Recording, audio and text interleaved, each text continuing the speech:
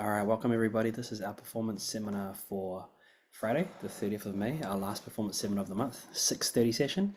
We have two students performing. So I'd like to welcome Miss Phoebe. So Phoebe, when you're ready, go ahead and introduce yourself and what you're going to be playing for us. Hi, my name is Phoebe. Today I will be playing Igorni.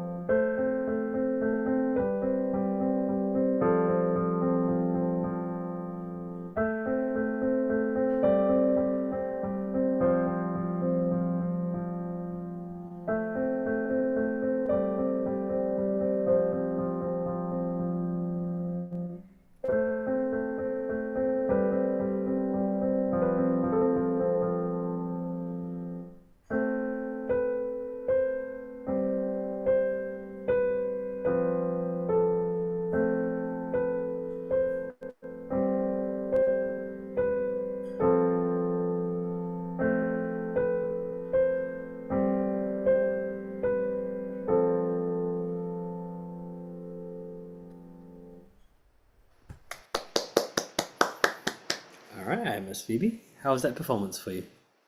Good. Yeah, what are some of the things that you felt went well? The entire piece. Yeah, what did you think in general went well about the entire piece? Give me some details. I didn't make any mistakes. Yeah, that was pretty good, right? No mistakes. What else? What else about your playing were you quite happy with? The sound was like the same level of the thing. Ah, okay then, cool. So your aim for the whole thing was to play everything quiet, No, or did like you want to have some changes in the dynamics? no,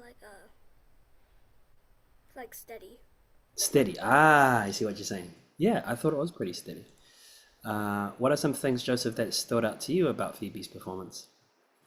I guess as she said, I like the overall consistency of the song. I think that was good overall. Yeah.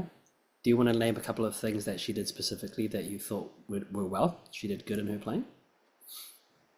Um, I guess I like the touch of the notes since it sounded um, well put together overall.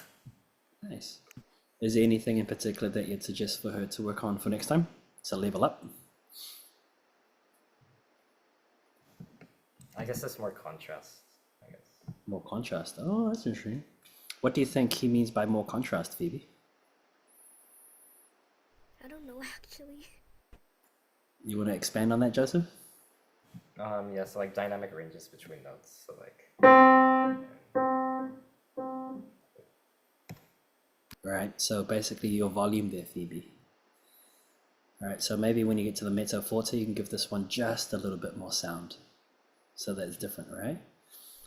From my end, yeah, I thought that you played this really well. The piece suits you, it's within your level. Just one thing to keep in mind is counting. Did you know that you weren't quite counting here? So you're going to make sure that you hold that for 2 beats and then you hold that for 3 beats. Yeah? Let's just keep that in mind for next time. But otherwise, great work. Really set the mood. Thank you. All right, let's keep charging forward. Let's have Mr. Joseph.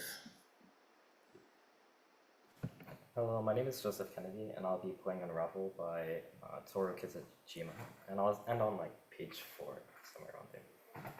All right, so you're going from page 1 to page 4, did you say? Yeah. Okay.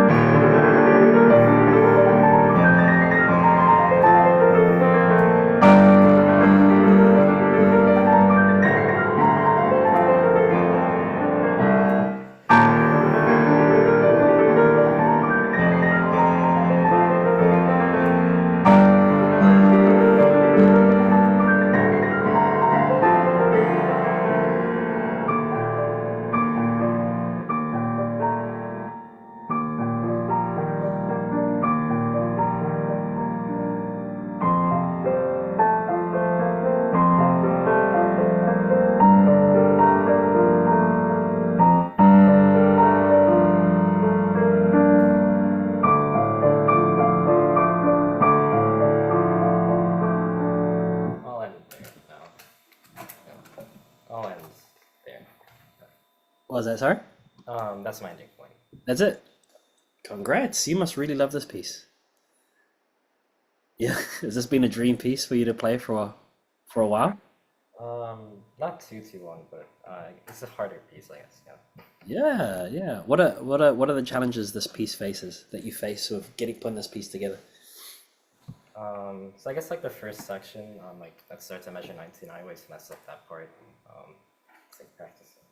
I should have taken that slower. Starts at measure what, sorry? Um, 19. yeah, 19. I should have da. taken that slower. Yeah. What do you think, Phoebe? What did you think of that performance? I think it was like very smooth, and Mm-hmm. he did no mistakes. Yeah, it was pretty good, right? Especially for a big piece. But thanks for that, Phoebe. Yeah, it's good. It's a good review. One of the things that we'll find with especially bigger pieces is that there are different sections. Some sections will be more challenging than others. So the key is finding that tempo that your hand can handle it, right, Joseph? Right. But you did really well in bringing up the dun dun dun dun dun because there's so much going on. You need to give us something to lock into, right? There's always going to be some kind of melody or some kind of texture that you want from us, that you want the audience to hear.